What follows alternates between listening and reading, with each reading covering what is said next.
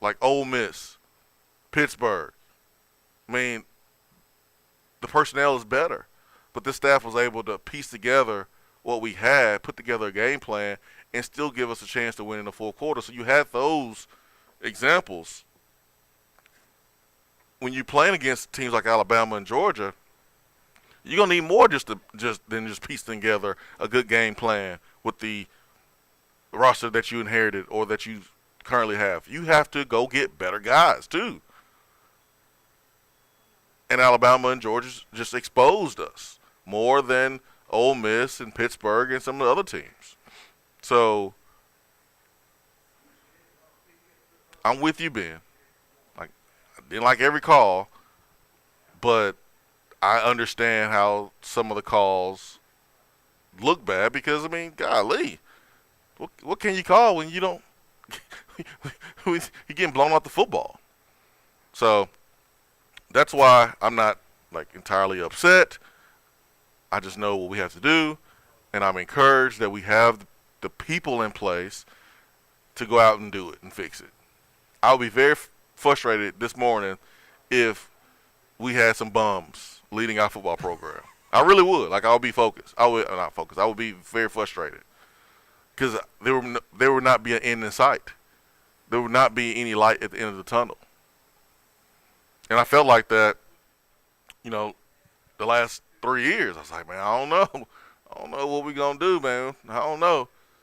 Because I saw us going out and recruiting high-level guys and then not coaching them up. And I saw the culture being a problem within the coaching staff. And that was a big concern. And the players saw the coaches going at each other's necks. All right, let's go back to the phones.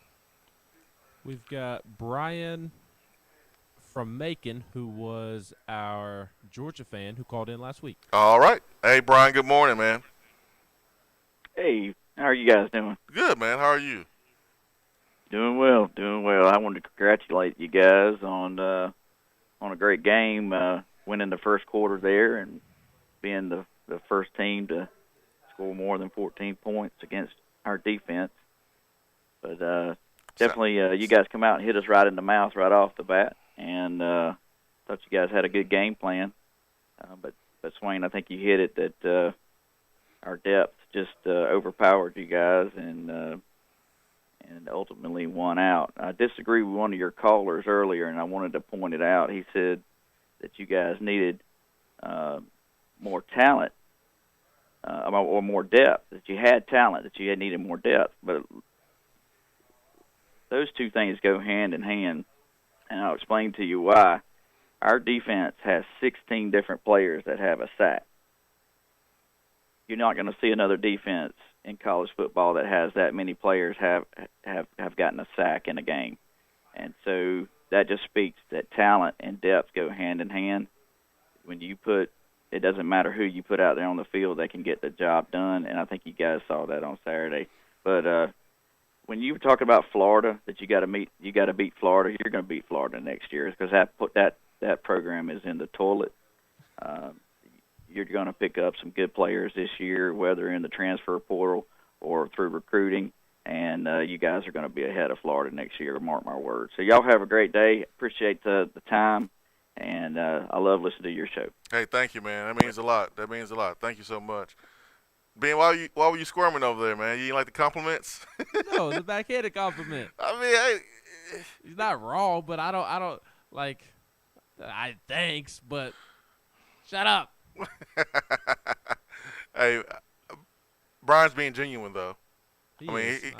he's not being, a smart aleck, but it don't feel good coming from, a Georgia fan. Even though, like it's true, you still don't want to hear from a Georgia fan, especially on a Monday coming off, the game on Saturday. But I do appreciate Brian. I think it says a lot about our show that our show spends a lot of time talking about Tennessee, and he listens to the show. And I'm sure there's a lot of Georgia shows that he could be listening to this morning. So I do appreciate his call, and it does, speak for our show and the culture that we have, and our callers calling in and making it fun. So that's a really awesome thing that he called in and shared that with us. And I did have in my notes before the game, and there might be a new player to get a sack, but before the game, it was 15 guys going into this game, 15 different guys with a sack going into the Georgia game, 28 sacks on Georgia's team, and 15 different guys. N'Kobe Dean had 5 on the season heading into the game. So yeah, this defense is legit. This defense is real. 154 quarterback hurries this year, and hurries force you to make quicker decisions that you want. It makes you throw the ball high. It makes you throw the ball low. Hurry sometimes can be just as deadly as a sack. It really can be. And Georgia's really good at that. So there are levels. Florida is the next team that we have to beat and out-recruit. And obviously you want to get there where Alabama and Georgia is, but to expect that next year, I just think that's unrealistic. But Florida is not. Florida is not. And I agree with Brian. I think Tennessee can pass Florida up next year. I really do. I really do. Tennessee may already be past Florida. Well, you got to beat them to pass them. I understand it won't be. You got to beat them. I understand that. I agree too. I'm just speaking like when you look at the two programs on paper, Tennessee may already be past Florida. Now they have to go out there and prove it on the field. Yeah, got to beat them. Got to beat them. That's the thing you got to do. You got to go beat them. 865-255-03. Be right back.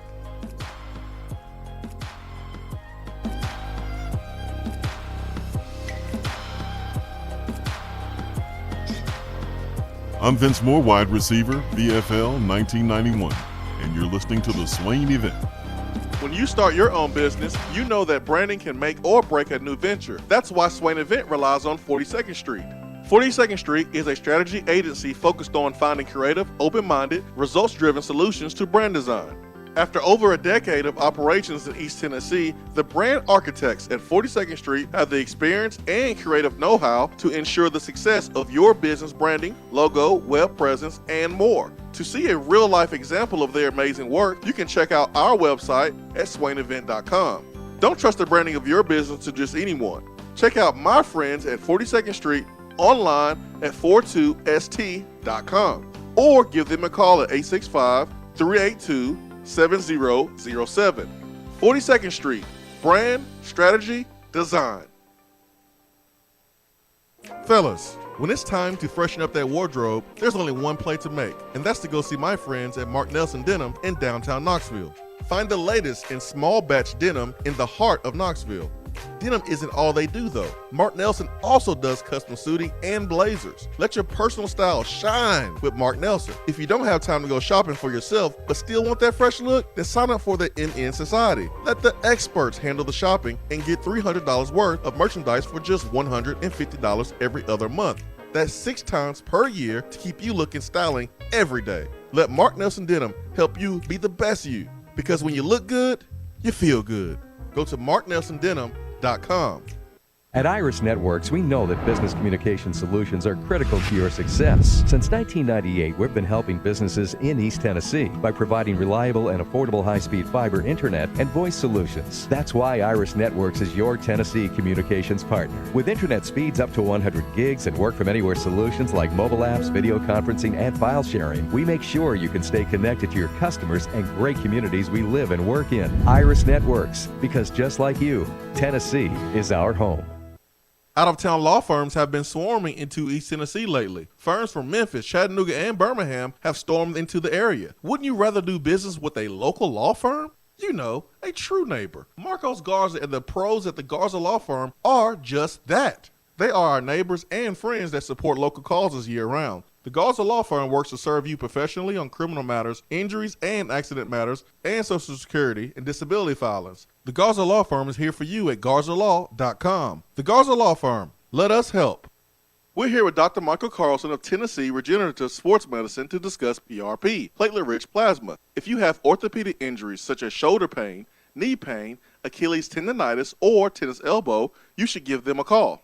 Good to be back, Jason. We specialize in non-surgical orthopedics, so we treat damaged tendons, ligaments, and joints, including rotator cuff injuries, knee injuries, and elbow and foot problems by using ultrasound-guided injections with PRP. And this form of treatment helps stimulate the body's own reparative process and assist in the healing of damaged tissue. Doc, what makes your training different than others? I've been practicing in Knoxville for over 26 years, and I'm certified in interventional regenerative orthopedic medicine through the American Academy of Orthopedic Medicine. They've been the leader in this form of treatment since 1983. I also teach this form of treatment on a national and international basis to other physicians, residents, and medical students. Here in our clinic, I'm the one doing the procedure, and we're using your own PRP, which are concentrated platelets, to treat your injury. So in other words, Jason, it comes from you and it goes back to you. So you know exactly what you're getting and know exactly the level of training involved. Do what the pros, college athletes, and I have done, and visit them online at trsportsmedicine.com. Tennessee Regenerative Sports Medicine, East Tennessee's leader in PRP therapy. It's Red Plastic Cop with some big news for you making content creating video superstars. Show your mad skills. And create a video of why it's so important to keep Tennessee litter free. It's the TSSAA No Trash November Student Video Contest. Sponsored by Nobody Trashes Tennessee. Go to nobodytrashestennessee.com/TSSAA for details. High school and middle school students can submit their video and receive scholarships and prizes provided by TSSAA. Word, peace out. Is that still a thing? Am I being too cool for the school kids? Just asking.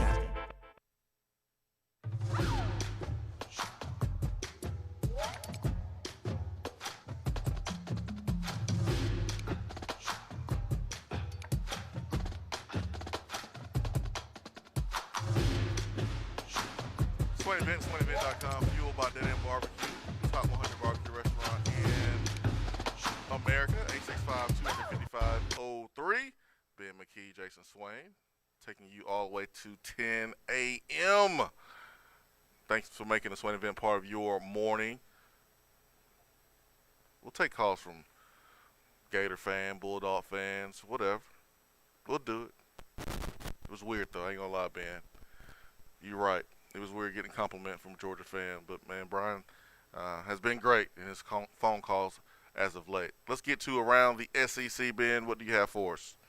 Yeah, taking a look back at the weekend, Alabama took care of business against New Mexico State, 59-3.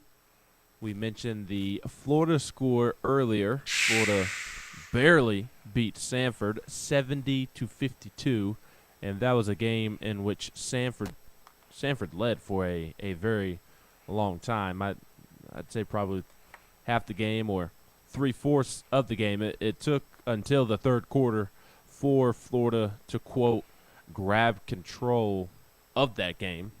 Samford led 21-14 after the first quarter and then was up 42-35. At the half, and then Florida outscored Samford 21-0 in the third quarter to take a 56-42 lead. Up 2 touchdowns going into the fourth quarter was Florida, but Samford scored a touchdown and then kicked a field goal to make it 56-52, and then Florida scored 2 touchdowns to end the game with a 70-52 win. Just a really embarrassing day for Dan Mullen and Florida. The game of the day was at Auburn, where Mississippi State stormed all the way back. They were down 28-3, and Auburn blew that lead.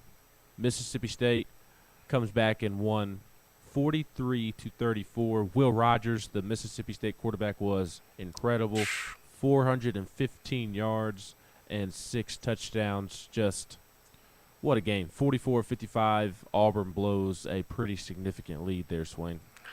Yeah, they lose Bo Nix too, which for the year. Yeah, that's terrible. I know how much he means to that football team, and not only do you give up that big lead, in a Division West game, you lose your quarterback for the season. And Auburn is one of those teams that their quarterback depth is not like super terrible from 1 to 2.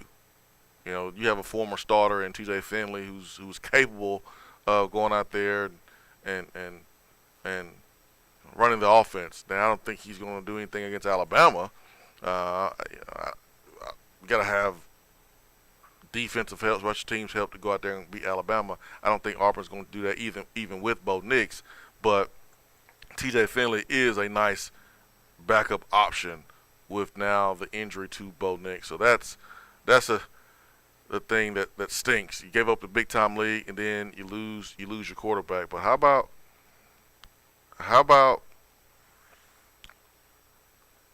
Mike Leach? How about Mike Leach? That football team this season, taking Will Rogers over the last couple of years and developing him into one of the best quarterbacks in this league. But Mississippi State, right now 6-4, with the chance to be 8-4 in the regular season. They play Ole Miss in the end of the year showdown, the Egg Bowl. But they got TSU this weekend, and then they play Ole Miss on the 25th. But they got a chance to win 9 games this season, man. So I know the Mississippi State fans are happy. They should be happy because that's a big time win for their program over Auburn. They've done it against Texas A&M, who was ranked 15th at the time, and they did it this past weekend against Auburn, who was ranked 17th, and did it against Kentucky, who was ranked 12th. So, they have beaten 3 ranked opponents this season. So, kudos to Mike Leach. Yes, Mike Leach is having a heck of a year. Everybody thought Shane Beamer was having a heck of a year until South Carolina went out to Missouri over the weekend and lost to Missouri 31-28. Tyler Beatty continues to have an incredible season, had 209 yards and a touchdown on 34 carries. So South Carolina loses to Missouri. Kentucky handled business against Vanderbilt 34-17. Ole Miss beat A&M 29-19. And then Arkansas, number 25 Arkansas, beat LSU 16-13 in overtime.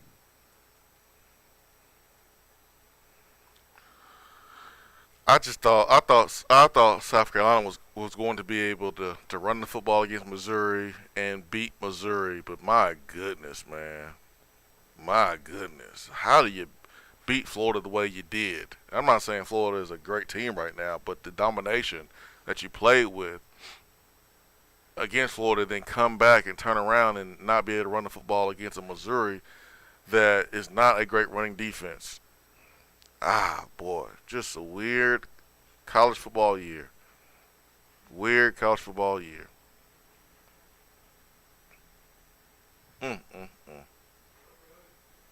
Now, with Kentucky beating Vanderbilt and Tennessee losing to Georgia, that does settle second and third in the East. Kentucky is going to finish second in the SEC East, and Tennessee is going to finish third. And quite frankly, that's okay this year in my book because Tennessee won the head-to-head with Kentucky, and Tennessee was picked to finish fifth in the East, and they finished third. So I'm referencing finishing third in the SEC East, and I guess behind Kentucky. I'm cool with it this year because you won the head-to-head and you exceeded expectations.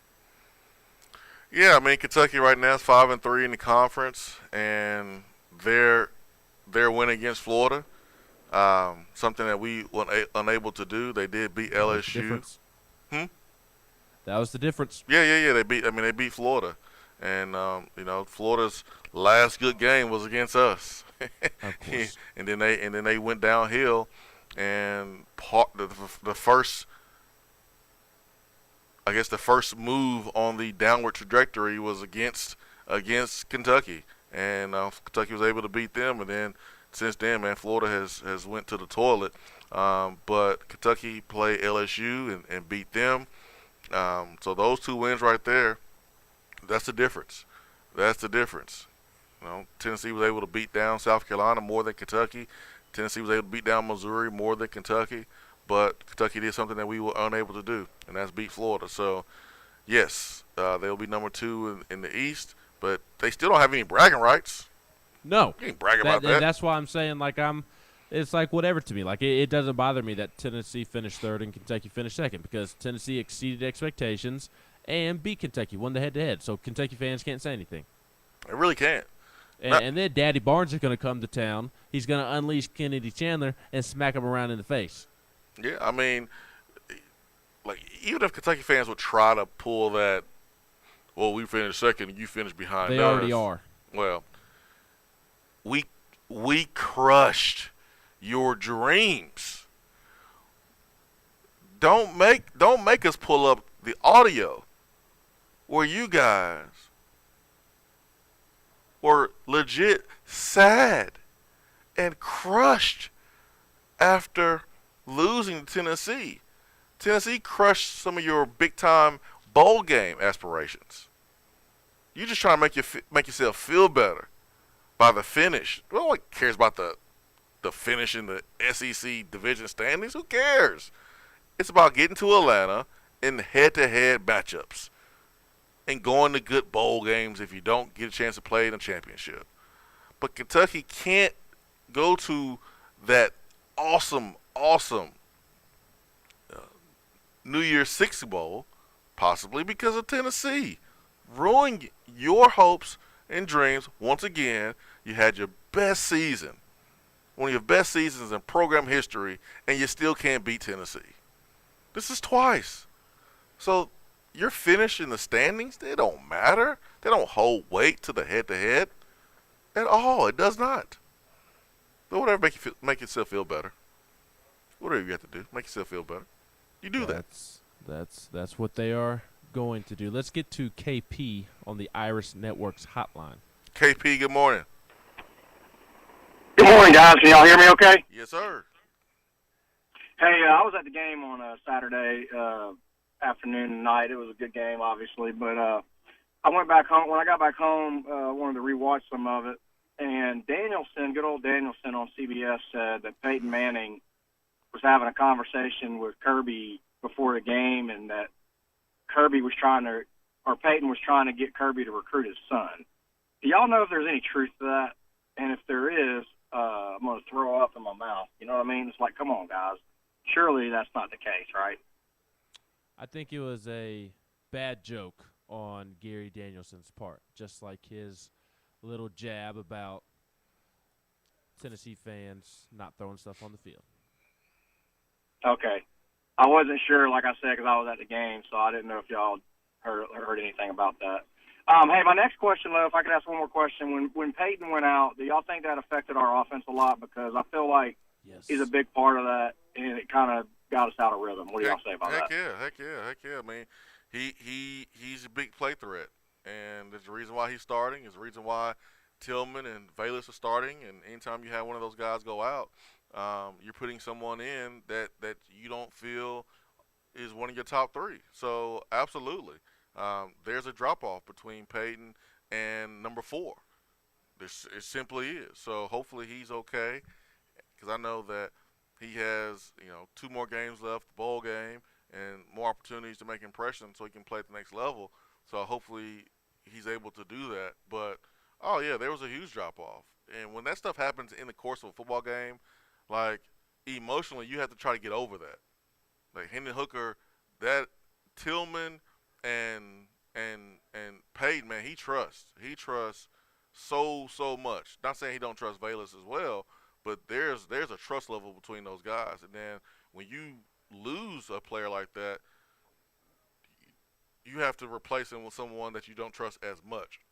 And we saw the difference. I mean, that pass that Hendon threw to Ramel Keaton, like, Hendon threw that high to let Keaton run under it. I mean, Peyton catches that ball. Peyton makes that play, without a doubt. So, yeah, I thought the injury was big, especially happening early in the football game.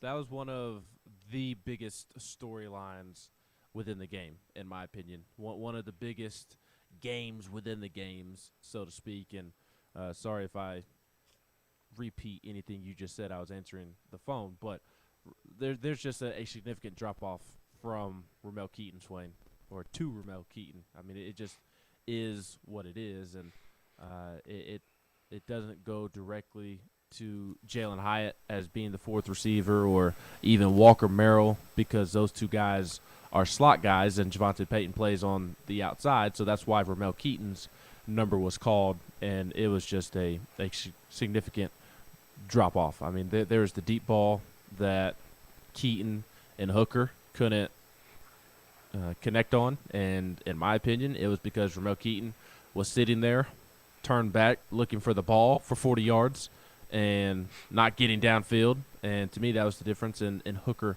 quote, overthrowing him. There were slants he caught over the middle of the field in which it looked like he was running in cement, was slow as molasses, and it was just not great. It was there were plays that Peyton would have made, and not only would have made, but if they would have been made by Keaton, Peyton probably takes at least. There was a slant over the middle of the field that I'm thinking. You talking about the screen? You mean the screen pass? Maybe so. There were like two plays where I'm thinking, well, that's a huge gain, if not a touchdown, with Peyton in there. Yeah. There's a drop off, man. I mean, Keaton's just not. He's just not fast, and not quick. I mean, he is in the rotation at that current position for a reason. So, I thought Hendon laid the ball up really high to give the receiver a chance to go get it, and I thought Ramel looked too soon, looked too long, and was unable to catch up with it. But he didn't drop any passes. He caught them. He just didn't give you much after the catch. But that's who he is, and that's okay. Like, he caught the ball, he filled in. It wasn't a negative play. We just got to go out there and continue to recruit explosive players on the outside. Jay Holt asked if Beckwith was hurt, or is he just not good enough to get on the field? He's not good enough to get on the field. As simple as that. Vaudeville thought Keaton played well. Yeah, I thought Keaton played solid. I thought he played solid. I didn't think he played great. Didn't think he played bad. I thought he was solid. I thought he was solid.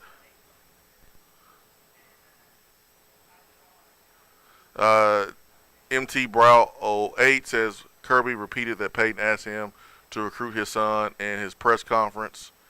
Count says Kirby himself said after the game that Peyton told him to recruit his son. Ugh. Yeah, that's what Brian called back in and informed me of when I was answering the phone, and I'm sure people get all mad at Peyton for that. But y'all do realize that it could also be Kirby taking a shot at Tennessee, like he did at other times in his post-game press conference. Yep. I just don't have anything for you on that one. Russ says if a bowl has to pick between the Vols and Kentucky, they will pick UT every time for the revenue difference. And Kentucky has been shafted by Tennessee before in a bowl game. Like, Kentucky thought they were going to one bowl, and because Tennessee pushed and flexed its muscle, we was able to go to where the bowl we wanted to go, and then Kentucky had to change their bowl destination. So, yeah, Russ, we've seen that happen before. I won't be surprised if it happens again. The thing is, like, the record is, like, Tennessee's going to be 7-5, and Kentucky should be, 9-3? Well, yes. 9-3, so we'll see, man. That's 2 wins right there. 2-win difference. We'll see what happens, but Tennessee will go to I think a good bowl game because of our fans. I really do believe that. And I'm sorry, I don't want to play Texas. I don't want to play Texas in any bowl. I don't care about the UT storyline. I don't want to play that program. I do. Give us a dub. Ugh. Give me Texas. Give me Clemson. I'd love Tennessee to play either of those two teams right now. Hey, give us Florida again in a bowl game. I think there's better teams that we can also beat too, with a month to prepare. But I feel you. Give me Clemson or Texas. I feel please, on a silver platter. I understand. Listen, I've had that same point, that same viewpoint, man. But hey, just give me the win. It don't have to, be a win that makes you feel good against a better opponent. Especially when we talked about non-conference games. I get it. I understand. I understand. I see where you're coming from. I truly do. 865-255-03. Vol Grizz Cubs as the Hyatt fill-in Peyton spot next year. Well, there's a couple different things we have to think about here with Jalen Hyatt. Number one, he started the season not playing so much. Him and Callaway, Holiday, those are younger guys that have not played, I'm sure, as much as they wanted to play. So you always got to keep a look on guys like that, and if the transfer portal is something they may explore, that's the first thing that comes to mind. Second, Valus is going to be gone, and Javonte Payton is going to be gone. So there's going to be two spots for Hyatt, and where does Hyatt fit best? Is it in a slot or is it on the outside? I think Hyatt this offseason is very important for him. It doesn't matter what color jersey he has on, whether it's Tennessee or somewhere else. He got to get stronger. He has to make a commitment to the weight room. He has to make a commitment to his footwork and getting quick. He got some work to do. Like, he seriously got some work to do. So if you play in the slot, that's going to be better for him because he won't have guys pressing him up. But at the same time, there's a type of mentality and physicality you got to have to play in the slot because you're dealing with linebackers and safeties, and you're going to get hit more inside there. And you got to be quick, So that's why I think the foot quickness is something that he needs to improve from this year to next. And then on the outside, you're going to be subject to more jams. Javonte Payton shared with us early in the season that when he caught the touchdown pass against Missouri, he had some things to say to him because the Missouri DB, the play or two before, had jumped him at the snap of the football. I think they were playing like cover two, and jumped Javonte Payton on the snap of the football and kind of choked Javonte out a little bit. And Javonte was mad about it. And when he scored that touchdown, that's why he got up and kind of talked bad to the DB. Well, if you play on the outside, you're going to face more jam and press coverage. And guys like Cedric Tillman can deal with it. He can handle it because he's physical and he has an array of moves because he has quick feet. So that's my thought process when discussing Jalen Hyatt. Riley Vall is right. Slow feet don't eat. Gotta have them quick feet, man. Gotta have them quick feet. So gotta get strong. Gotta get stronger. Gotta get quicker. Let's see. Cam is calling in Florida. Cam is on the line with us. Cam, good morning. Good morning. How's it going, guys? Man, good. How are you, sir? I'm doing pretty good. One thing I was wanting to call in and talk about, I was thinking with this coaching staff, this will be the first season in my opinion that I don't really feel like there should be a change on any of the staff. I mean, maybe if somebody, and it doesn't seem like anybody's really unhappy being here either. So I think that will be something that helps with the continuity of having the same, guys. And outside of, Rodney Gardner, we don't have any like superstar names on this staff, but I'm just excited. I hope that everybody that's here stays here. I mean, I hope so too. I mean, because you don't want to have to worry about buyouts. I mean, especially if you have to like let go of a coach because you don't think he's the right fit. I mean, there's a couple coaches that they're in their first year coaching with the nucleus of Josh Heupel coaches. most of these guys Heupel had with him in Central Florida, so you knew what to expect when you brought them in with you. There's some other guys that this is their first year, so I don't think by looking at this season that any of those new coaches should be on the way out unless they go out and get another job. Then Tennessee don't have to pay. I don't want to be in the buyout market anymore with assistant coaches. You're already doing that with several. So I'm with you on that, man. Shouldn't have to do that.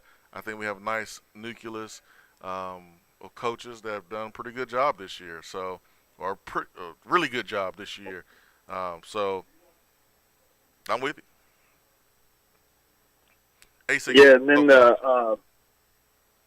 the thing with the receivers is, it seemed like they tried to play a lot of guys early in the season, and they went with Javonte and Bayless and Cedric. And from watching what they did at UCF, I don't think that's typically what they want to do. They want to have a lot of different receivers. And Jimmy Ramel Keaton, he had a little bit more production. He obviously has a lot to work on, but I'm just excited to see the jump between this year to next year with the guys that do stay. For sure. No, for sure. And I think Tennessee will have to get into the transfer portal in a big way at wide receiver. You got to replace the explosion from Javonte Payton. You got to be able to replace that quickness and acceleration from Bayless Jones. You got to do it. You have to do it. We got some solid pieces, but if Payton, Jones leave, and then you have Tillman, who, if I'm Tillman, I explore the NFL and see what they say. I think Tillman still has a lot to work on to put himself in the best position to make some money on the front end. But he is playing lights out right now. He's playing lights out right now. And maybe if you're Tillman, what you do is contingent on what Hendon Hooker does. So I'm keeping an eye on those developments between those two players, because both of those guys back would be so great for the future of this wide receiver room to bridge that gap. Hour 3 of the Swain Event is around the corner. Hour 2 is in the books. We'll be right back. Swain Event, fueled by Dead End Barbecue, live at Beatty Chevrolet, Parkside Drive.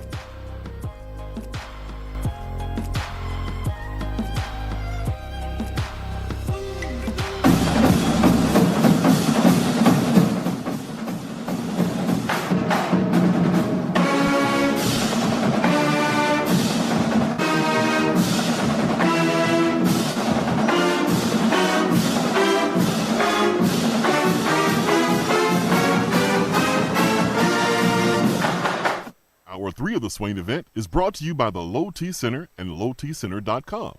Do you know your numbers? Feel like you again. Let us help. Hey, it's Men's Health Month, so make sure to get all your levels tested with a comprehensive annual health assessment at Low T Center. They exclusively specialize in men's wellness. Low T Center now offers monitored self-inject at-home testosterone treatments for just $155 a month, self-pay, or is covered by most health insurance, and they ship directly to your home. Go to lowtcenter.com now to book your appointment. That's lowtcenter.com. Low T Center, reinventing men's healthcare. At Iris Networks, we know that business communication solutions are critical to your success. Since 1998, we've been helping businesses in East Tennessee by providing reliable and affordable high-speed fiber internet and voice solutions. That's why Iris Networks is your Tennessee communications partner. With internet speeds up to 100 gigs and work-from-anywhere solutions like mobile apps, video conferencing, and file sharing, we make sure you can stay connected to your customers and great communities we live and work in. Iris Networks, because just like you, Tennessee is our home. Out-of-town law firms have been swarming into East Tennessee lately. Firms from Memphis, Chattanooga, and Birmingham have stormed into the area. Wouldn't you rather do business with a local law firm? You know, a true neighbor. Marcos Garza and the pros at the Garza Law Firm are just that. They are our neighbors and friends that support local causes year-round. The Garza Law Firm works to serve you professionally on criminal matters, injuries and accident matters, and Social Security and disability filings. The Garza Law Firm is here for you at garzalaw.com. The Garza Law Firm. Let us help. Hour 3 of the Swain Event is brought to you by the Low T Center and LowTCenter.com. Do you know your numbers? Feel like you again. Let us help.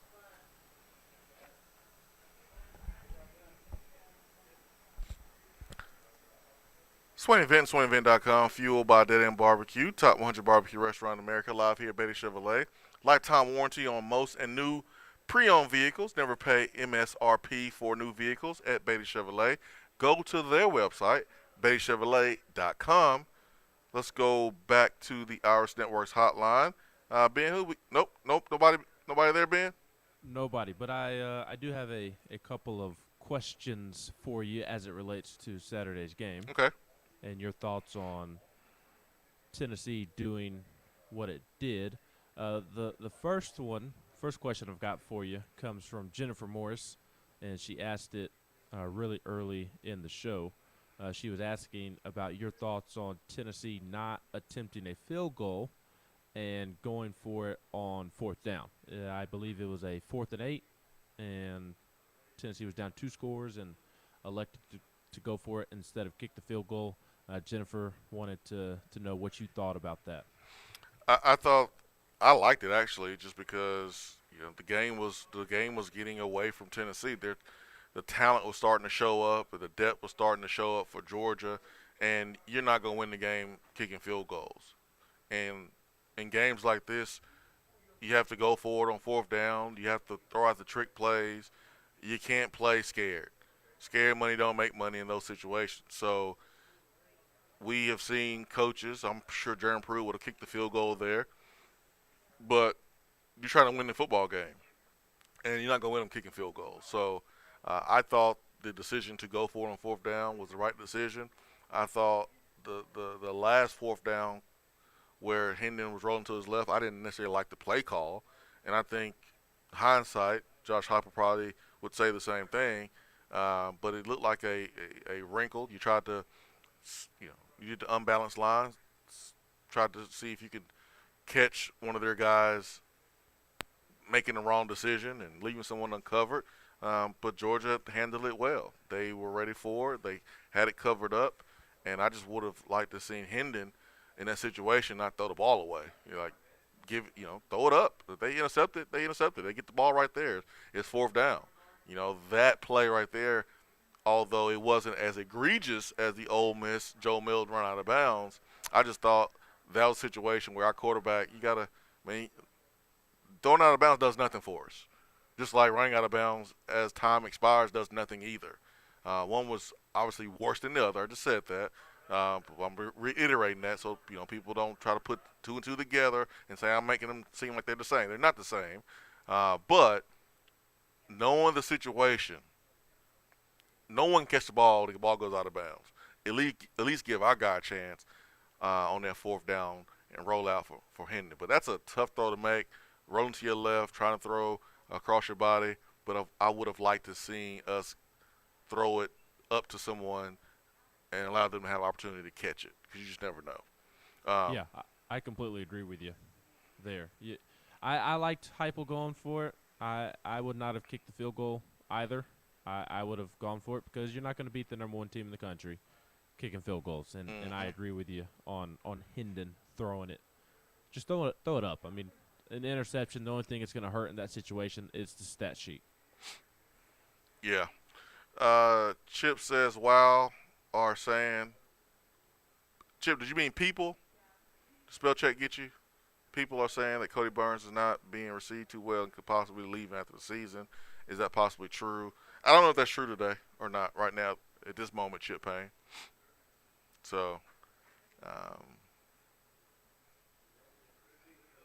I can't really speak on it at this moment. I don't have enough information. There's been times that I have wanted to see more with our wide receivers. As of late, our receivers have been looking good, especially our 3 guys, our 3 oldest guys. But I don't want our youngest players to just all leave either. Like I want those guys to develop, and part of having a receiver room is understanding different personalities. So some guys are knuckleheads. You just gotta let them go. But some guys need to be loved on. Some guys need that attention. And Cody is a young coach. Can he do that? Can he handle that? And I don't know that. So there's still questions about Cody. I mean, he's a super young coach, man. I mean, to be coaching at this level this early, when he got finished playing at Auburn, I mean, you just don't see it a lot. You just don't see it a lot. So I don't know. I don't know Chip Payne, to be honest. Where you heard that from, or how much validity it has, I'm not real sure. Swain, can I ask you about the end of the first half sequence? I was very frustrated there at the end of the first half, and I need you to possibly talk me off the ledge. I realize that tempo is Tennessee's thing, but their second to last offensive possession of the first half, pretty much their last possession of the first half, they got the ball back after that James Cook touchdown over Solon Page, but they got sacked on one play and then just went to the locker room, so it wasn't even really a drive. But technically, Tennessee's second to last drive of the half, it was the drive in which they were going towards the south end zone, and it was actually when Hooker and Keaton couldn't connect on the deep ball, and then Hooker also missed Fant over the middle, and Tennessee had to punt it away. They started off the drive on 1st and 10, 8-yard completion to Hendon Hooker. Ramel Keaton, I believe it was just a simple screenplay, and he did a good job of getting some yak there for 8 yards. And then you had 2nd and 2, and Jabari Small had a rush of 10 because of great blocks from Spraggins and Fant. But I would have liked to see Tennessee run more time off the clock. And again, I realize that tempo is always going to be the primary focus. It is regardless of the circumstance. But for me, Swain, that was one of the few moments this season where I've been frustrated by the tempo, because you give the ball back to Georgia with 3:42 left in the game, and they had to go 90 yards after a 49-yard punt from Paxton Brooks, and they were able to do so and get a touchdown because after the completion to Ramel Keaton, you left 20 to 30 seconds left on the play clock. You left 20 to 30 seconds left on the play clock after the Jabari Small rush for 10 yards. After Hooker and Keaton had the incompletion on the deep ball, they ran it on 2nd down. Hooker rushed for 2 yards, and you come back and you leave 20 to 30 seconds on the play clock. And if you don't do that after those particular plays, Georgia does not score a touchdown. Maybe they get into field goal range, but that really allowed Georgia to score that touchdown right before the half and go up 24-10. And if you don't go tempo on that final possession, then and you run off some clock, then Georgia probably doesn't score there, and you go into the half and you're just down by a touchdown. Ooh, man, this is good. This is a good.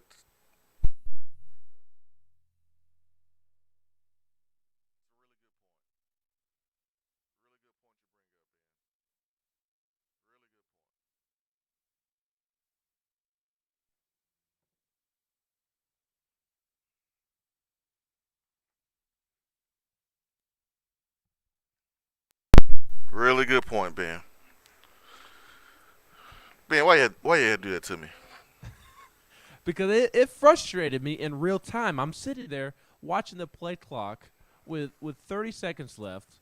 You're trying to avoid disaster like Florida ran into against Georgia right before the half. Florida was in that game with Georgia midway through the second quarter and just completely drowned there to end the first half with a couple of turnovers. Hooker had already thrown an interception in the quarter, which is when the game really turned on its head, because Tennessee had actually played well up until that Hendon Hooker interception, and it just really bothered me in real time. And again, I realize tempo is their thing, but it it was the difference, in my opinion, in Georgia being up by 2 scores at the half. Well, let's talk about it. Let's talk through it. Because I think the easiest thing to say, you shouldn't have done that. You should have just held on to the ball, and ran more clock out. Because you got the ball, it was 4 minutes and 55 seconds on the game clock. Excuse me, and it was 17-10. The reason why it was 17-10, and you were able to score on Georgia, open the drive, and you were able to move the football on Georgia in the first half, is because of the tempo. Let's ask ourselves, do we think that Tennessee would put up 10 points if we had a traditional offense against that defense? No. I don't either. You know, Cooper Mays was on the locker room last night, and yeah, big boy Jordan Davis wasn't out there.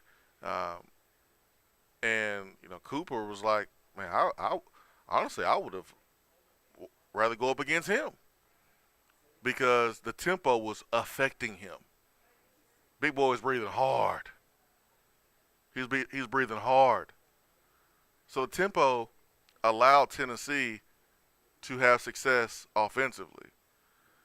And so if you don't do the tempo in that moment, you're essentially saying with 4 minutes, basically 5 minutes to go, that we're trying to just run the clock out. And if that's the case, you just go 3 straight runs, and they call timeout, and you keep the ball to them, and they'll get the ball back anyways. So this is the downside of tempo when you don't score, is that you don't have enough time out there on the football field to bleed the clock and give your defense enough time to rest. Now, defense right before that possession, Ben, we did a great job. Now, when Georgia went up 17-10, they had a 5-play drive for 40 yards, and defense was only on the field for a minute and a half. And then Tennessee's offense goes back out there, and then we have a 3-and-out. We had the ball for 44 seconds, and that could have been the backbreaker. But our defense then forced a 3-and-out of our own. The difference is Georgia had it for a minute and 30 on their 3-and-out. We had it for 44 seconds on our 3-and-out. Why? Because we tempo, and they don't as much. That's part of it. The tempo makes it tough for us. But I turn my attention to the defense, and I say, you can't allow a team to drive the ball 90 yards against you and go score. Those first couple of plays of that Georgia drive in which it drove 90 yards were the difference, because I guarantee you Georgia and Kirby Smart, who does have – he's one of the few coaches who still has some old school vibes to him in the sense of how he approaches coaching the game. Like, I think Kirby would have been content going into the half with that 1 touchdown lead, knowing that he gets the ball to start the second half. So I think that he was going to be conservative there for the most part, but then the defense allows back-to-back rushes up the middle of 9 yards and then 8 yards. And then all of a sudden they're cooking, and then they find Adonai Mitchell, who Jeremy Pruitt didn't think was good enough to play at Tennessee, from Cane Ridge High School there in Antioch, Tennessee. Coming out last year, Pruitt's staff cooled on him, and now he's carving up Tennessee to end the half. Yep, hit him for 22 yards. And, yeah, like before the half, you run the football and kind of see what you can get. And if they stop you, then that tells you, all right, let's be conservative and let's go in at halftime up because we're backed up. Let's no reason to, have a turnover here and give up some points. But, and you just mentioned it, like 2 plays and Georgia was at the 30-yard line. It's like, oh, okay, well, let's see what's up. And Georgia faced 2 third downs on that drive hit Mitchell for 11 yards. Was that across over the middle? Yes. It was the contested one over the middle. And then on the second third down of the drive, Third and five. 5, Mm-hmm. hit Mitchell for 9. That was the one where he made the diving catch, and Kamal Hadden kind of I don't know what Kamal Hadden was doing. It kind of looked like he stopped at the end there. Well, like pregame on the Big Orange Countdown, I talked about how when you have situations like this, it's 3rd down and 5. Not playing so far back to where they could just catch it right in front of you and pick up a first down. And that's exactly what happened. Like, that was an easy 3rd down conversion. The only thing that was tough about it was that he had to, make the dive, but it was zero resistance. The throw was bad. Yeah, I don't know. Mitchell's a young receiver. I don't know if he went to the right depth or not. So I don't know what they tell their guys to do on their stop route. So the throw could be good, but the route was bad and made the throw bad. So I don't know. But anyways, like the receiver had to dive. Whether it was his fault or the quarterback's fault, I don't know. But there was zero resistance from the DB because he was so far off. So far off. DB wasn't even in the picture at all. That's 3rd down and 5. I mean, so it was like a layup. But you're right. I mean, two 3rd downs where Tennessee had a chance to get off the football field and was unable to do that. So I don't look at the tempo and go, man, the tempo right before the half, man, got us in trouble. I look at the defense going, yo, you can't allow a team to drive the ball 90 yards on you. No. Yeah, I get that. Like, it's the same conversation about the short yardage situations on 3rd and 4th down that we were having earlier. On one hand, you get frustrated with the coaching decisions, and I'm not overly frustrated. More so just conversating than complaining. But then you also recognize that, well, if the players can go out there and make some plays, then it's not even a thought, or it doesn't even matter at the end of the day. Like, even on that drive, I was frustrated by them not running more time off the clock. If Javonte Payton doesn't get hurt and he's in on that deep ball that Ramel Keaton missed, then that's a touchdown. Or even if Ramel Keaton simply doesn't run 30 yards looking back for the ball, which causes him to slow down, he makes that catch and possibly scores there, or at least Tennessee is close to the red zone. Did you go back and count? Did you go back and count how many yards Ramel Keaton was looking? I didn't do it this week, not yet. I didn't pause it and stop it. I went back in to see if he was looking back for the ball, and he was. No, he was looking way too soon. Yeah, it was about 25, 30 yards probably. Yeah, we saw that in real time. Saying that, yeah, saw that watching the replay. I just didn't stop it and count exactly how many. Yeah, this was the film that I just was like, let's just trash it. Yeah, let's flush it. Yeah, that's. I didn't go back and watch it yet, man. I don't really think I want to. You're not. Yeah, everything you needed to see, you saw live. Another question that everybody's asking you about, Swain, is what you thought of old Joe Milton there at the end.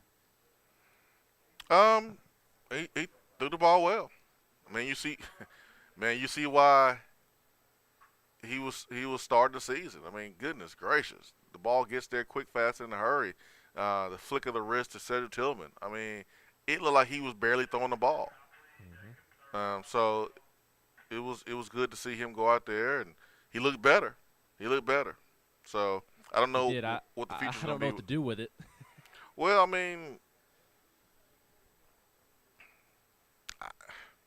Henry Hook is your starter. Right. No. I'm not in terms of, like, I'm not saying that at all. I'm saying, like, I don't know what to do with it in terms of evaluating Joe Milton. Like, I don't know how much stock to put into it, because he looked like a different quarterback. I mean, he had command of the offense. It looked like he was throwing with anticipation and touch, and which allowed him to truly show off the flick of the wrist and the arm strength that you mentioned. He looked like a legitimately improved quarterback. He did. So when I say I don't know what to do with it, I mean in regards of like how much stock to put into That's it. I mean, that's all you say. You put that into it. You say, hey man, he's gotten better, and that's it. Now Georgia, they was playing until the end, and for Kirby Smart, he's lucky that has not cost him any major injuries this year. But he didn't put in backups like that. He was trying to preserve, the point total that Tennessee was at, which was at what 10, 17.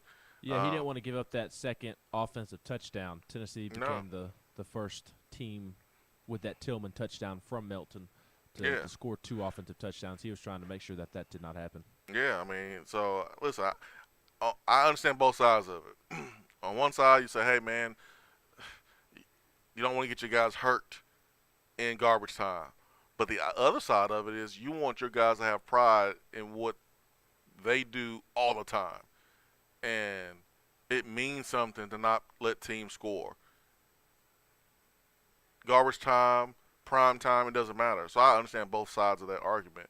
But I thought Joe Milton looked a whole lot better than he did at any point this season. Yep, I agree. And that's all. I can't project what's going to happen with him in the off season. I mean, you just kind of leave it there. That's really all you can do with it. I agree. Big Orange 123 says the game was over. He had no pressure on him. Man, Georgia still was playing. That defense was still playing. Matthew says just now tuning in. Can we all agree that Kenny Chandler is that guy? Yes. That reverse layup that he had, I mean, my jaw literally dropped from my seat on media row. I was just stunned. The English that he was able to put on that, and that was just silliness is all that was. The body control. I mean, he never looks out of control. He never looks flustered. What's more impressive with Kenny Chandler at this point is that he has taken 11 threes and only missed 1. Yo, his stroke is so beautiful. His stroke is so beautiful, man. That boy can shoot the basketball. That's what's impressive to me. 865-255-03. Oh, I'm ready to take a break, man. You are. I'm ready when you are. Yeah. If the let's music roll. would like to play this morning. Yeah, man. Dude, tell me about it. Technology has been on one today, man.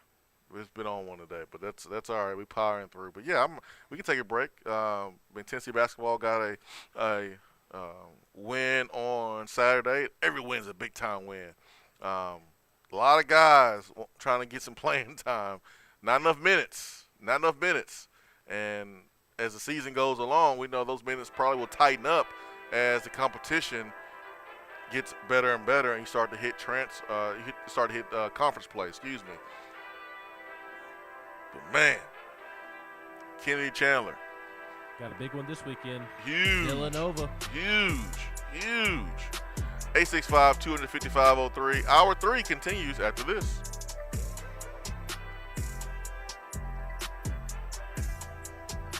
Hour 3 of the Swain Event is brought to you by the Low T Center and lowtcenter.com.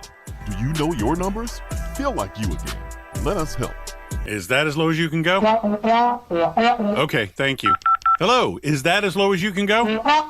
Okay, thank you. What are you doing? Calling around to get the best rate on a car loan. Why? Everyone knows Alcoa 10 is the best choice to purchase a vehicle or refinance your current loan. And with low interest rates and 90 days to your first payment, it's a no-brainer. You can even apply online and sign all the documents from the convenience of your home. Yeah, I don't know what I was thinking. Alcoa 10 Credit Union. It's so easy. Go to atfcu.com for details. Rates are dependent on credit score and equal housing lender.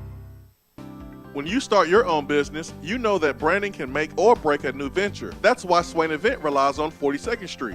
42nd Street is a strategy agency focused on finding creative, open-minded, results-driven solutions to brand design. After over a decade of operations in East Tennessee, the brand architects at 42nd Street have the experience and creative know-how to ensure the success of your business branding, logo, web presence, and more. To see a real-life example of their amazing work, you can check out our website at swainevent.com. Don't trust the branding of your business to just anyone. Check out my friends at 42nd Street online at 42st.com or give them a call at 865-382-7007. 42nd Street, brand, strategy, design. Fellas, when it's time to freshen up that wardrobe, there's only one play to make, and that's to go see my friends at Mark Nelson Denim in downtown Knoxville. Find the latest in small batch denim in the heart of Knoxville.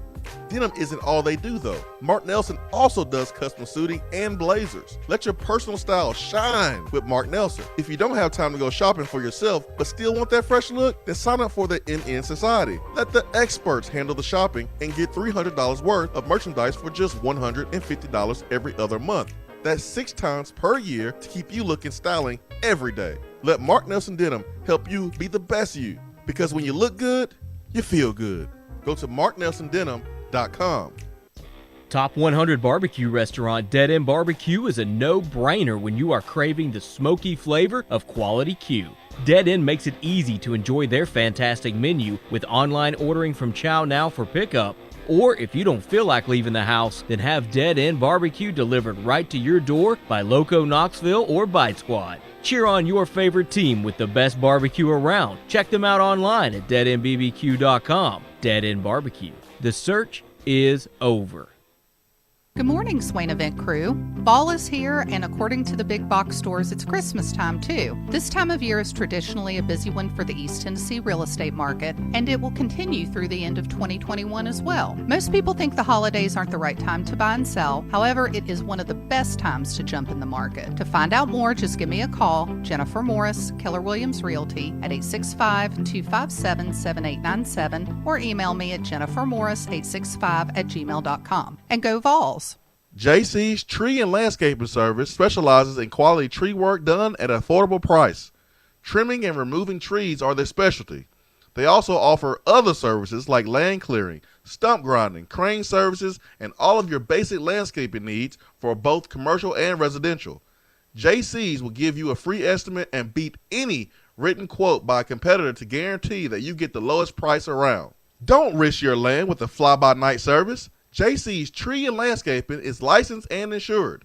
Give them a call at 865-599-3799. Litter is a big problem in Tennessee, but together we can do big things. We can make our cities, our waterways, our roads cleaner and safer. The Tennessee Department of Transportation is committed to reducing litter in our communities, but we need your help to do it. There are over 100 million pieces of litter in our roads at any given time, and it costs TDOT about $19 million a year just to clean it up. The first step to keeping Tennessee beautiful is to rally behind these 3 simple words. Nobody trashes Tennessee. Join the Nobody Trashes Tennessee movement at nobodytrashestennessee.com. We're here with Dr. Michael Carlson of Tennessee Regenerative Sports Medicine to discuss PRP, platelet-rich plasma. If you have orthopedic injuries such as shoulder pain, knee pain, Achilles tendonitis, or tennis elbow, you should give them a call.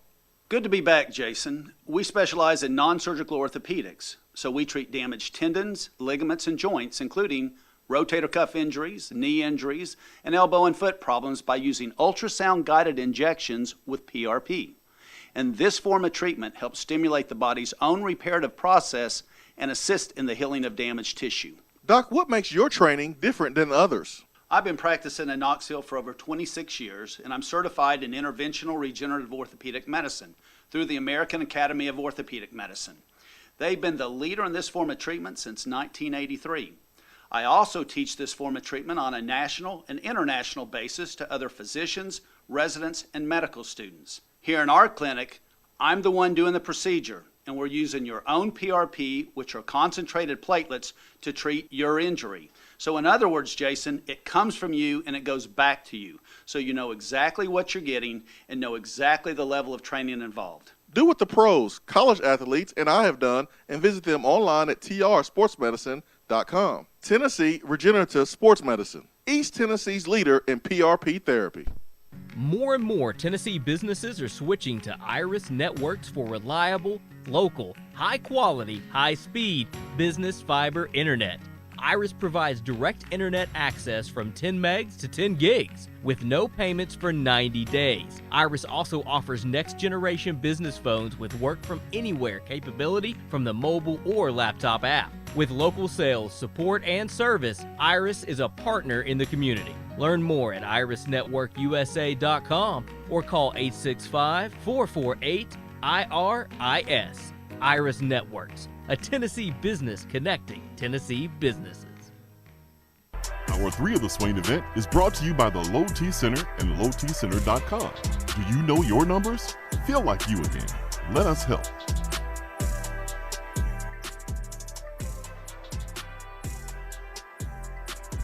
Live here at Beatty Chevrolet Parkside Drive, over 150 vehicles in stock.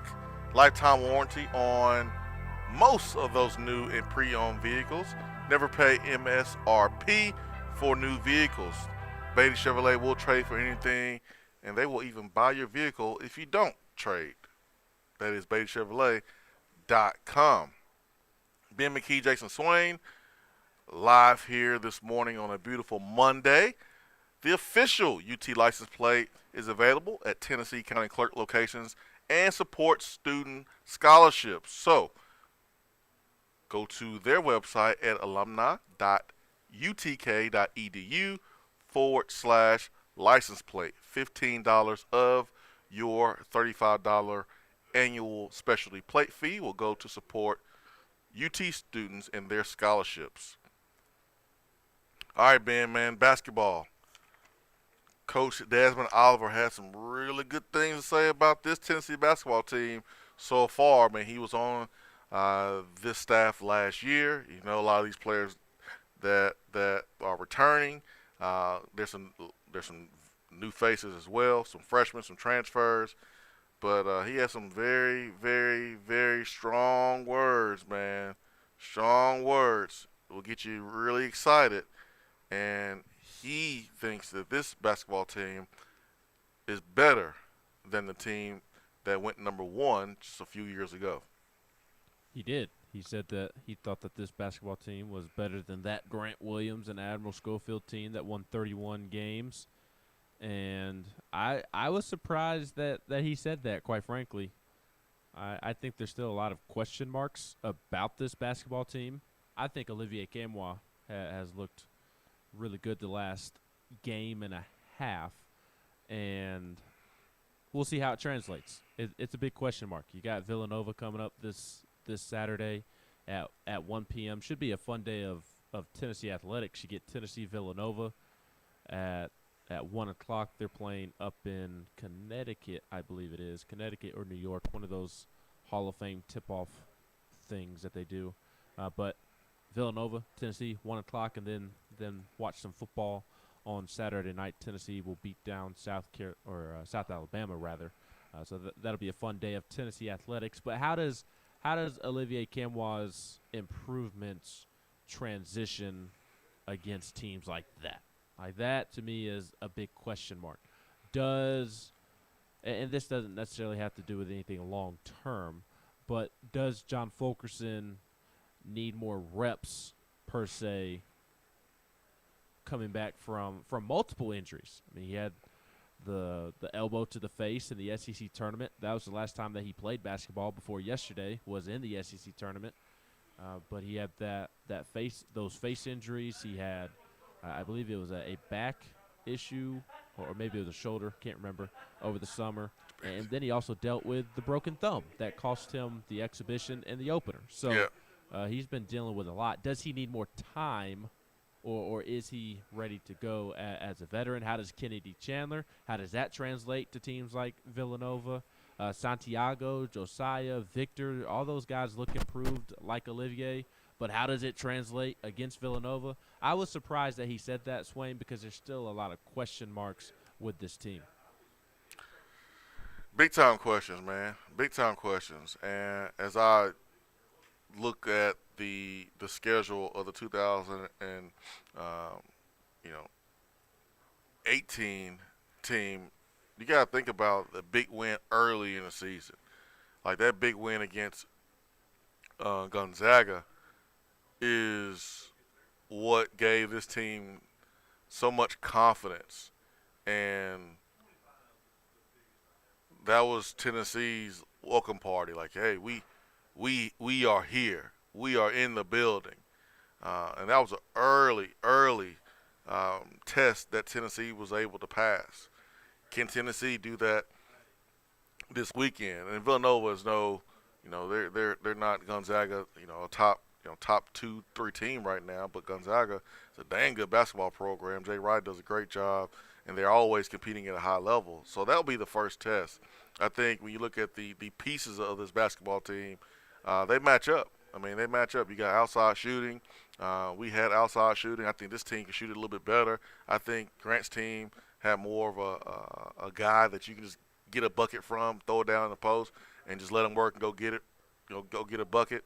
I don't know if we have that guy on the block, even with Fulkerson in the sixth year. I don't know if he is that guy right now. I thought he made some really good passes, in double team situations on Saturday against ETSU. But this roster, man, they're deep, and I mean he can put a brand new 5 out there and get production. Now defensively, guys like Justin Powell, you saw him not play as many minutes as maybe he wanted to play. I think it's because of defense, and I like 1,000%. I like Justin Powell a lot, and it seemed like he was always getting subbed and being talked to on the sideline by assistant coach, and then being put back in there. So defensively, he needs to get into his own and feel confident about where he needs to be and make those plays, because man, this team is dangerous with Vescovi and Powell and Victor Bailey and Chandler on the outside shooting, and giving guys like Olivier and Folke that room on the inside to work. If we're making shots and those guys are playing well in the post, Tennessee's going to be a very, very hard team to beat. I just think it's too early to say this team is better. But listen, we're not coaches. We're not Desmond Oliver. Desmond Oliver has done this a very, very long time. He's a head coach now. He's one of the most respected assistant coaches back when he was one. So, listen, I'm not disagreeing with him. I'm not, saying I don't respect his opinion. I just don't see it yet. Not yet. No, I don't either. And I wonder how much emotions went into those comments because he was pretty, in my opinion, caught up in the moment of returning to Knoxville and seeing his old guys and coworkers and guys he recruited and things of that nature. It was a pretty emotional afternoon for Desmond Oliver, and it felt like there was some emotion and trying to be super nice to Rick in those comments. I don't think he was exaggerating at all when he said that Kenneth Chandler has the makings of a young Kyrie Irving and the best point guard in the nation. Like, I don't think he was just being nice. I mean, no, that dude. I think he was being nice with the 31 wins comment, but I was going to the Kyrie Irving comment next. That is a heck of a compliment that he said that Kennedy reminds him of a young Kyrie Irving. And And that's not crazy to say. No, it's not crazy to say. And some people can't take statements like this. Their brain just goes into a different level. They can't take it because they like to compare the player now to the player now.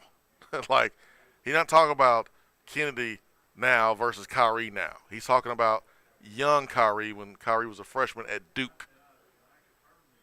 Kennedy is a freshman at Tennessee, and Kyrie is a freshman at Duke, where, like, Kyrie controlled the game.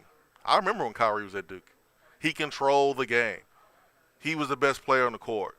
That's Kennedy Chandler in the first 2 games. We'll see if that continues as Tennessee hits some of these good teams in non-conference play and then in conference play, because the SEC, we know it's a better league than ever right now. So I think in most cases Kennedy's going to be the best player on the court because he is a one-and-done type of player.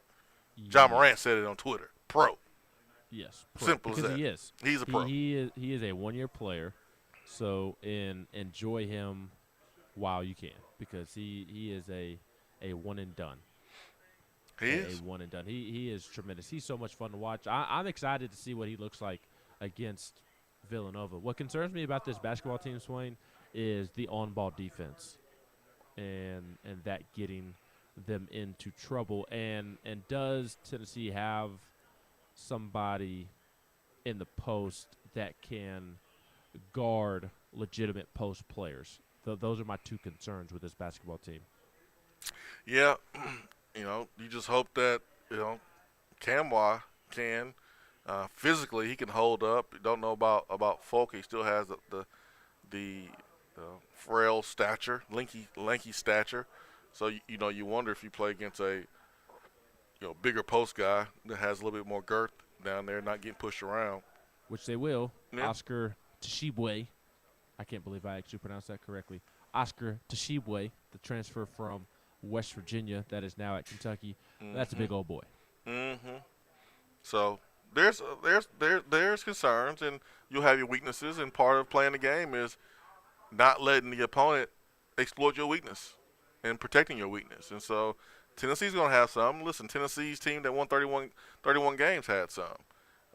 And remember, there were some lulls during the game where we couldn't shoot the ball well. Jordan Bowen was struggling, and Jordan Bone was struggling, and Lamonte was struggling. Admiral was struggling. Now, this team has more shooters, but that team was better on defense, I think, at this point of the season, too. So we'll see how it plays out. But I know one thing, man. They're fun to watch. Our football team is fun to watch. Our athletic program across the board is doing well. It's just a really good time to be a Tennessee Volunteer. So I love it. I love it. I love it. Tennessee, Villanova, let's get it. Let's go. Can't wait to see this team on a big time stage. You ready to pick the game today? Who wins that game? You not ready? You gonna wait? No. Yeah, I'll say something at the end of the week. Villanova is 4th in the country right now. Tennessee is 18th, 1 p.m. game on Saturday. So you get a chance to watch that game and then watch Tennessee play at 7:30 against South Alabama. Why South Alabama 7:30 p.m.? I don't know. Why do we play Georgia on Thanksgiving, but homecoming? I don't know either. But at least we get a chance to watch both teams play in the same day. That sounds good to me. 865-255-03. See what is on the text box. Chat Ray says, I enjoy winning and watching good players, but I don't want to be a team of one-and-done players. It's much more fun, I think, watching players develop and grow. That said, I'll celebrate championships either way. I just don't think you have a choice, Chad Ray. You don't have a choice. You can't tell good players, no, we can't recruit you unless you're gonna be here more than 1 year. Like, you don't have a choice. You're one of the premier programs in the league, in the country right now. And they showed a graphic of Tennessee's recruiting finish last year, right there, 4th. Kentucky and Duke and Michigan, Gonzaga, all teams that recruit at a high level, but Tennessee's right there at 4th. I mean, how can you avoid not getting one-and-done players? Because you want good players. You want to recruit good players. So you got to embrace it. Now, Baylor won a championship, and they didn't have any one-and-done players. Gonzaga had a one-and-done player last year, and they competed for the national championship. So you got to have a nice mix, and it's important that the one-and-done player brings the right mindset, that he fits with your culture. That's important. That's important. I think Kennedy has that. I don't know if our last one and done had that, if I'm being honest with that statement. Um, let's get to the phones. Let's get to Triple O. Triple O. Well, good morning. Good morning, brothers. Good morning, man. I'm going to first say that Kennedy Chandler might be the best freshman we had since Tobias Harris. Would I be wrong if I said that? I ain't gonna disagree with you. I mean, a freshman who could actually take over and dominate a game. I mean, I don't disagree with you on that. Ben said this, during the summer. He thought Kennedy would be, one and done and better than the previous one and dones we had. I want to kind of wait and see. Desmond Oliver said that he's the best point guard that he's seen in this building. I mean, that's high praise. I mean, dude, and that includes Jordan Bone. Yes, and he mentioned Jordan Bone word for word. Yeah, but Jordan didn't start off like Kenny Chandler though. Jordan was great his last year. Kennedy is already on that level. So off the jump, great. It's just yeah.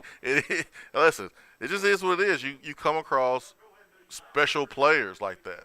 Eric Bear was like that. Kennedy's like that.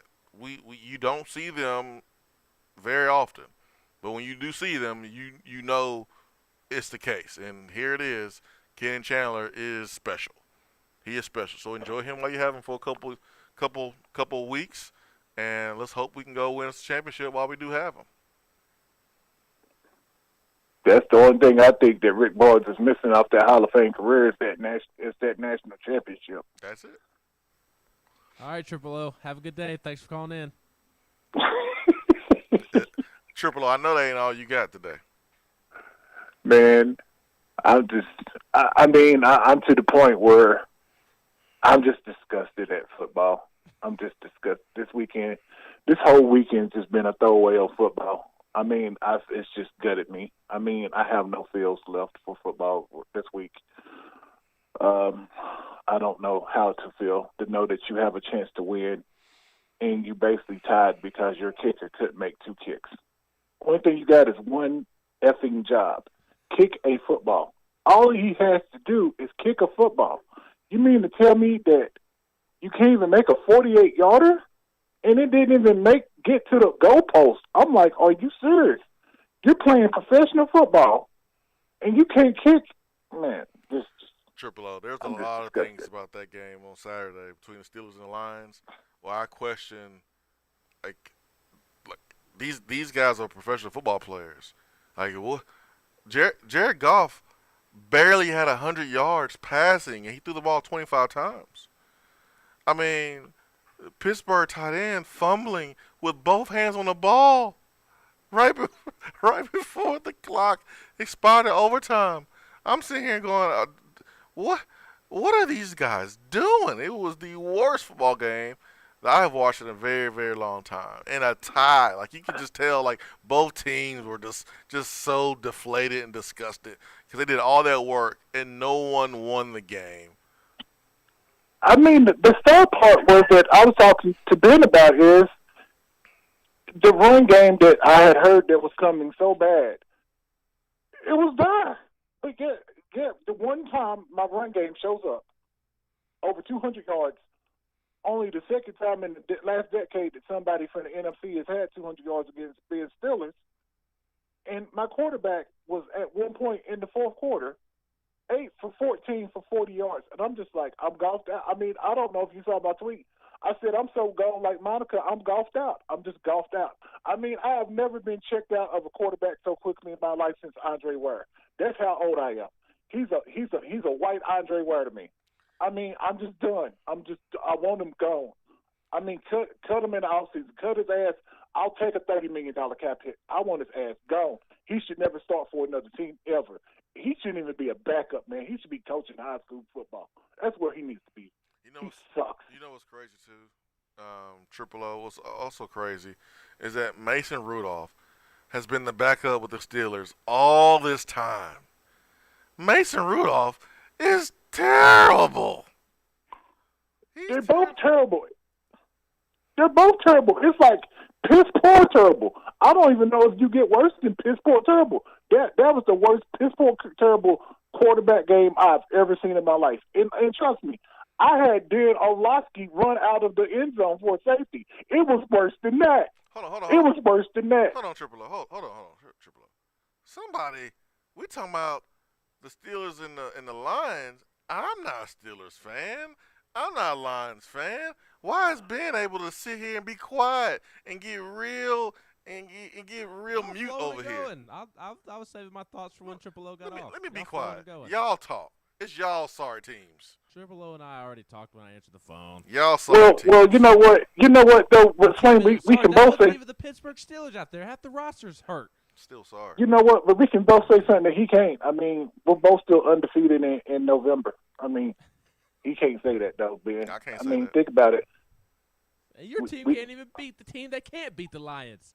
You're right. My team's sorry too. All our teams sorry. My team is hurt. Okay. See, I'm truly not even upset about the tie. I think the tie is the stupidest thing on the planet. I've been on that rant for several years now. It's absurd that you can tie in a professional sport. It's stupid in soccer. It's stupid in football. It should be abolished. And when I become president, that's the first thing that I'm doing. I'm making a law that sports are not allowed to tie. You play to win the game. There has to be a winner. There has to be a loser. Even in soccer and hockey, you got a playoff system that actually ends the game with a winner and a loser. I mean, this is terrible, man. I mean, I thought the NCAA overtime rules was bad. NFL said, "Hold my beer. Here's some liquor. Here's some straight up. Here you some straight up liquor. Here you some Jaeger." I mean, it's the worst it's the worst overtime system in all of professional sports. It's the worst. But I'm not even upset about tying in terms of like tying the Lions because half the team's hurt. I mean, why should I'm more upset about my bad luck. I just have bad luck, Swain. That's what it is. Of course, my quarterback has to get COVID going into playing the stupid Lions and bring up the worst quarterback to ever play professional football and allow him to play in this game, Mason Rudolph. He's a bum of all bums. He makes Bummy McBumface not look like a bum. Mason Rudolph is just flat garbage.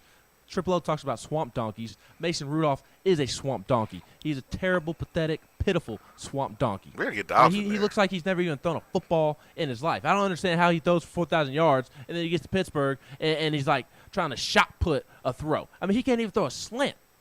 How is this possible? So, of course, it's my luck that Big Ben's got to get COVID this week of all weeks. Is Dobbs still on IR? Huh? Is Dobbs still on the IR? Yes. And Dobbs better be thankful for that IR because that's the only reason he didn't get cut. So none of y'all better be tweeting at me anymore or texting me or text boxing me, whatever the phrase is, about Josh Dobbs needing to play because he's hurt. He's on IR, okay? He's hurt. He can't play. He has a foot injury. He can't play. So leave me alone about that. But Big Ben's hurt. You got 2 offensive line starters out. 2 of your 3 best receivers are out. T.J. Watt's out. 2 of your best interior defensive linemen are out. Joe Hayden leaves the game after 1 series. Cam Sutton didn't play. The Steelers are hurt. Big Ben didn't play. Mason Rudolph had to play. And you had terrible, crappy weather. So I'm more frustrated with my bad luck than actually tying the Lions because I know Big Ben plays. Steelers don't tie the Lions. That's true. That's true. I mean, if I had my regular kicker who got injured this week, how you get hurt at practice? He got hurt on Wednesday. If I had my regular kicker, we would have won. I'm like, you're right. I feel your pain, man. I feel your pain. It's like instead I got this bum looking like he came out the drive-through of Burger King trying to kick a field goal, and he doesn't even get to the uprights. How in the hell do you get a professional contract and you can't even kick a 48-yard field goal?